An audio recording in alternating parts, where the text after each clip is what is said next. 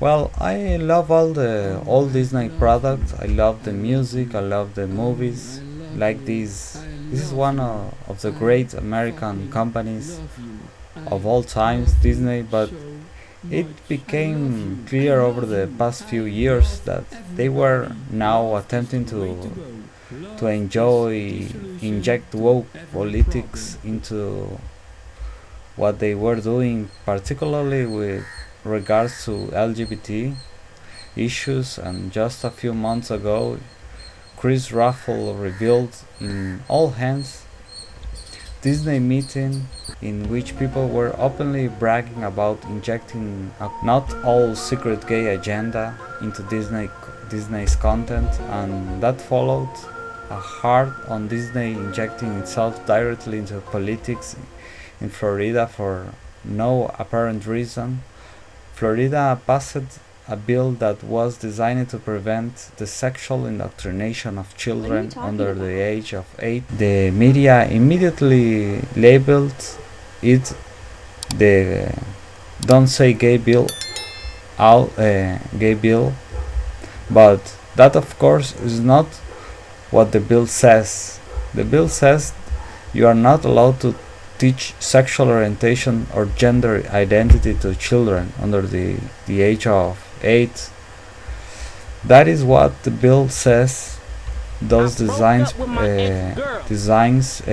prevent the indoctrination of kids into left-wing sexual values while they are very, very small children. And Disney originally had nothing to say about this, and then the media did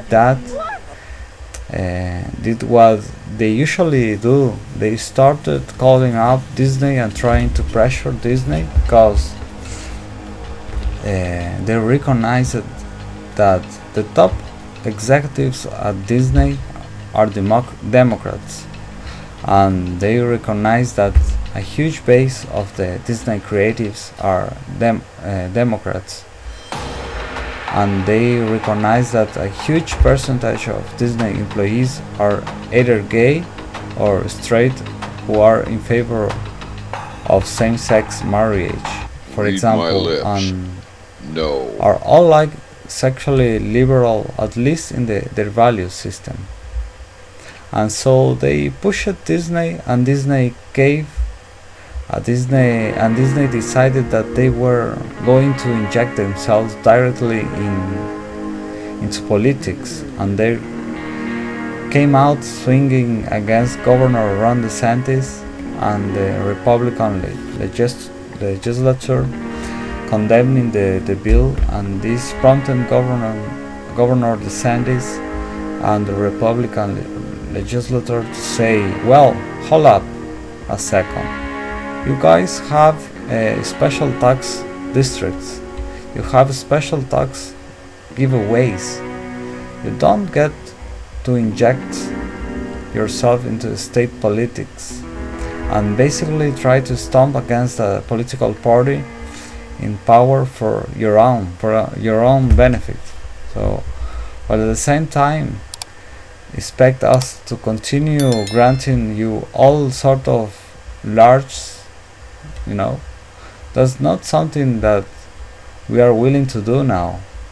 You can make the argument that Governor understands you shouldn't have gone, that you can make the argument the Republican legislature should have left it alone, that basically corporations get to say whatever they want without any sort of consequences.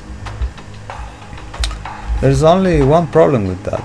If that rule only applies with regards to the rights, then all the corporations will be left-wing, and that is precisely what's been occurring over the course of the last 10 or 50 years. If you had said 50 years ago the biggest corporation in America would be reflecting the most wild left social policies, everybody would have laughed at you. These were capitalistic corporations. Why exactly would they betray their audience that way? not only that many of these corporations were headed up by people or business savvy and tended to be kind of conservative, so why would they do all of that? And the answer is that we had a wild asymmetry in terms of who was pressuring these major companies. The left was pressuring these companies. These companies were responding to the left, and the right was not answering in any way, shape, or form. Well, now the right has responded to, and one thing that has happened is that not only have people like me and my family essentially disassociated from Disney, and we used to subscribe to Disney Plus. We do not subscribe to Disney Plus anymore. That is not where my kids watch their entertainment, because frankly, I don't trust Disney with my kids. Disney used to be a place for innocence and childhood magic, and now Disney is a place where you go to see a lesbian couple in night, in light, and or you go to see a 16 years old boy hit on another boy in the new Disney movie that came out last week. Well, surprisingly, there are a lot of parents who feel about this stuff the way that I feel about the stuff that my it's just disgusting, Disney has been taking it absolutely on the chin, which necessitated that Bob Chapek had been the sort of interim director. He'd been brought it to replace Iger, and Iger stepped down. He has now been ousted, and Iger is back. So Iger did an all hands meeting, and in this all hands meeting he said that it's time to quiet things down and move back to political neutrality. Now, do I trust that Disney is actually going to do this? Do I trust that Disney isn't going to continue to inject its politics into what it does? I don't think they are going to stop. I think they are going to continue to inject the politics.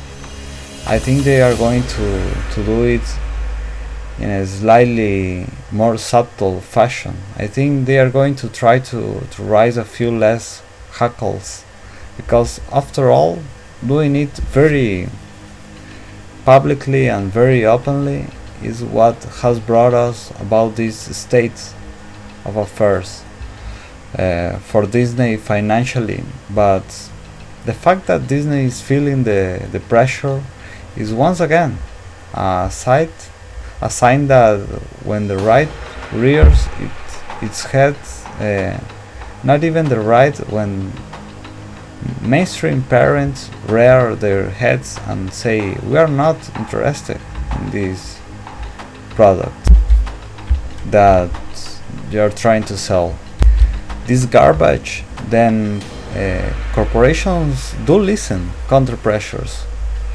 They working. In other words, Bob Iger is admitting that it's time to go back to neutrality. So that is all for this video, guys. I see you in the next one.